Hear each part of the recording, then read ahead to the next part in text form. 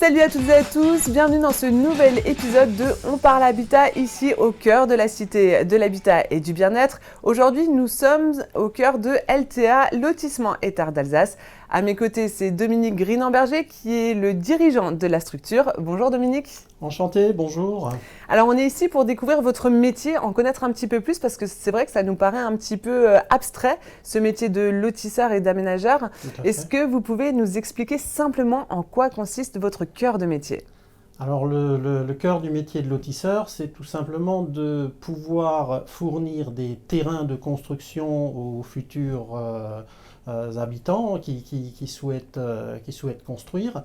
Alors comment on fait ça ? Il faut savoir que tout ça c'est très réglementé en France, puisque vous avez dans les différentes communes ce qu'on appelle un PLU, un plan local d'urbanisme, qui définit les règles de qui peut faire quoi et où. Alors en gros, vous avez dans les communes trois grands types de terrains. Vous avez les terrains constructibles, qui sont les cœurs de villes, de villages, où si vous avez un terrain, vous pouvez déposer un permis de construire et vous pouvez l'obtenir sans problème. Vous avez, de l'autre côté, vous avez tous les terrains non constructibles, les terres agricoles, les terres protégées, enfin voilà. Et entre les deux, il y a des espèces de zones hybrides qu'on appelle des zones à lotir, qui sont définies clairement sur un plan au niveau de chaque commune, qui dit, voilà, à tel et tel endroit, on peut faire effectivement un aménagement. Ces terrains peuvent appartenir à un propriétaire ou à plusieurs propriétaires. Souvent, c'est plusieurs propriétaires. Donc, pour pouvoir faire un projet, il faut que l'ensemble des terrains soient réunis pour pouvoir faire le quartier, en fait. C'est ce qu'on nous demande, de faire un quartier, puisqu'en fait, on part en général, c'est des champs ou des prés, et puis à la fin, nous, ce qu'on livre, c'est des terrains de construction avec les coffrets de viabilisation qui sont au bord du terrain. Comme ça, les clients, ils sont sûrs d'avoir un terrain qui est constructible. LTA de A à Z, on va maintenant essayer de mieux comprendre concrètement ce qui se passe sur le terrain avec Dominique. Alors Dominique, LTA, comment vous fonctionnez ? C'est quoi les différentes étapes de votre métier ?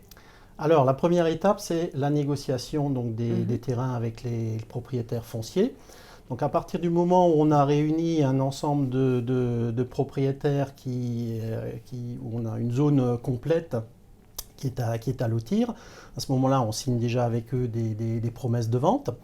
Et ensuite, on passe à l'aspect technique, c'est-à-dire on élabore tous les documents techniques pour faire ce qu'on appelle le permis d'aménager. Les gens connaissent le permis de construire.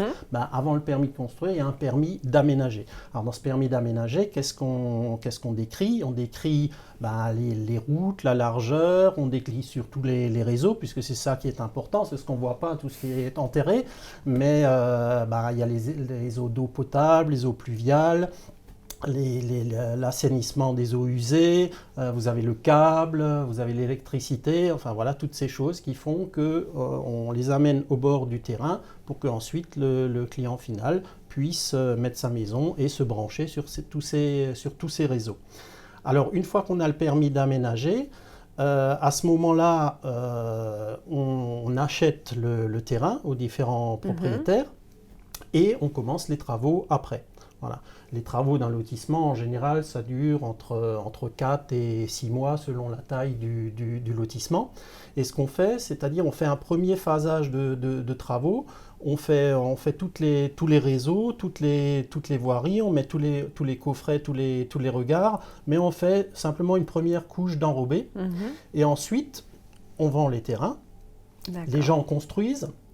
Et une fois que les maisons sont construites, après on fait ce qu'on appelle les travaux de finition, c'est-à-dire on met la dernière couche d'enrobé, on fait les trottoirs, on fait tout impec, on met les lampadaires, parce que si on fait tout de suite, forcément avec les camions, avec les chenilles et tout ça sera abîmé.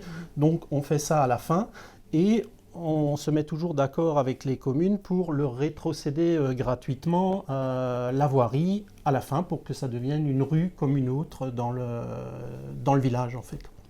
Parce que ce qu'il faut savoir, c'est que pendant tout le temps des travaux, la rue qu'on construit, c'est une rue privée puisqu'elle appartient encore à LTA. Ok. D'accord ?